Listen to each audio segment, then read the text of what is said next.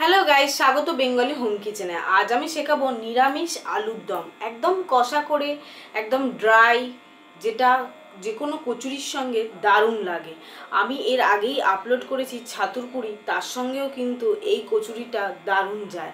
আপনারা দেখে নেবেন, চেক করবেন। দুটো রেসিপি আমি ডেসক্রিপশানে দিয়ে দেবো, ছাতুর পুরির লিঙ্কটা চেক করে অবশ্যই বানাবেন, বানিয়ে আমাকে জানাবেন কেমন হলো।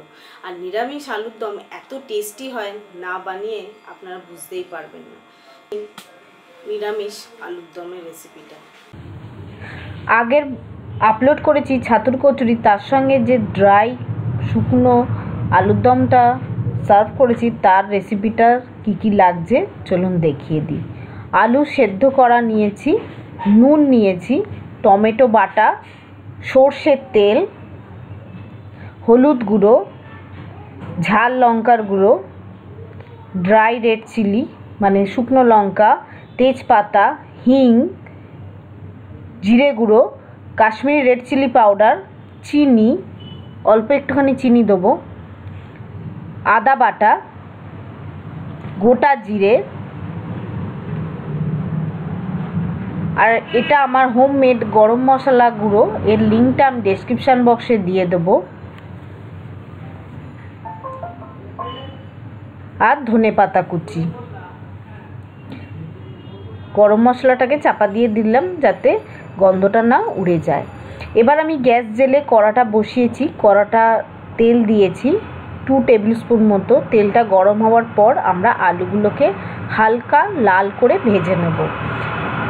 আমি আলুগুলোকে প্রেসারে জাস্ট একটা হুইসেল আসার আগে অবধি সেদ্ধ করে নিয়েছি। একটা আলুকে আমি 4 টুকরো করে কেটে নিয়েছি, মিডিয়াম সাইজের আলুকে। এগুলোকে মিডিয়াম ফ্লেমে হালকা লাল করে ভাজতে হবে। আমার ইনগ্রিডিয়েন্টসের ডিটেলস কিন্তু ডেসক্রিপশান বক্সে দেওয়া থাকে, কত কী পরিমাণ নিয়েছি সেটা চেক করে নেবেন। দেখুন হালকা লাল করে ভাজা হয়ে গেছে। এবার আমরা এটাকে একটা সাইড করে নিয়ে ফোড়নটা এতেই আমি দিয়ে দেবো। আমি আর এক্সট্রা করে তেল দিলাম না, আমি ফার্স্টেই সব তেলটা দিয়েই আমি করছি। গোটা জিরে দিলাম, তেজপাতা দিলাম আর শুকনো লঙ্কা দিলাম। ফোড়নটার যখন গন্ধটা বেরোবে তখন আমি আদা বাটাটা দিয়ে দেবো। আদা বাটাটার গন্ধটা যাওয়া অবধি আমাদের এটা কষতে হবে, তারপর বাদবাকি মশলাগুলো দেব। এবার আমি সব শুকনো মশলাগুলো দিয়ে দিচ্ছি। ঝাল লাল লঙ্কার গুঁড়ো, হলুদ গুঁড়ো, হিং, জিরে গুঁড়ো আর কাশ্মীরি রেড চিলি পাউডার। অল্প চিনি দিচ্ছি, এটা টেস্টও হবে আর কালারটাও খুব সুন্দর হবে আমাদের আলুর দমে। যদি কেউ চিনি না খেতে চান তাহলে সেটাকে বাদ দিয়ে দিতে পারেন। এবার এই মশলাটাকে আমাদের ভালো করে কষাতে হবে তেল বেরোনো অবধি। একটুখানি আমি জল দিয়ে দেবো যাতে মশলাটা আমাদের পুড়ে না যায়, 1 টেবিল স্পুন মতো। এই আলুর দমটা কিন্তু রুটির সঙ্গে, তারপর খিচুড়ির সঙ্গে ভালো লাগে। শুকনো শুকনো ট্রাই করে দেখতে পারেন। দেখুন তেল বেরিয়ে গেছে। এবার আমি টমেটো বাটাটাকে দিয়ে দিলাম। এখানে আমি একটা মিডিয়াম সাইজের টমেটো নিয়েছি। টমেটো বাটাটা দেওয়ার পর হালকা নাড়াচাড়া করে এটা তেল বেরোনো অবধি আমাদের রান্নাটা করতে হবে, কিন্তু তার আগে আমরা নুনটা দিয়ে দেবো। নুনটা অবশ্যই আপনাদের টেস্ট অনুযায়ী দেবেন।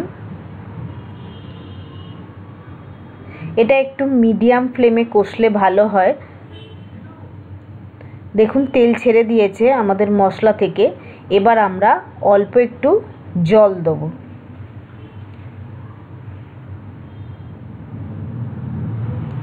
অল্প একটু জল দিলাম, দেখলেন 1/2 কাপের মতো জল দিলাম, কারণ এটা আমাদের ড্রাই করব, সেই জন্য শুকনো করব, সেই জন্য বেশি জল দেবো না। এবার গরম মশলাটা এখন দিয়ে দিলাম, কারণ আমরা লাস্টে ধনেপাতা ছড়াবো, সেই জন্য গরম মশলাটা এখন দিয়ে নাড়াচাড়া করে চাপা দিয়ে এটাকে মিডিয়াম আঁচে শুকনো হওয়া অবধি রান্নাটা করতে হবে আমাদের। মোটামুটি আলুটা আমাদের সেদ্ধ হয়েই গেছে। দেখুন 2 থেকে 3 মিনিট রান্না করার পর মশলাটা খুব সুন্দরভাবে রং ছেড়েছে, খুব সুন্দর হয়েছে আলুর দমটা। এই জলটা থাকবে, এটা কিছুক্ষণ বাদে এটা আরও শুকিয়ে যাবে। আলুটা আমাদের সেদ্ধ হয়ে গেছে। এবার আমরা ধনেপাতাটা ছড়িয়ে দিচ্ছি। ধনেপাতাটা ছড়িয়ে একটু নাড়াচাড়া করে গ্যাসটা আমরা বন্ধ করে দেবো।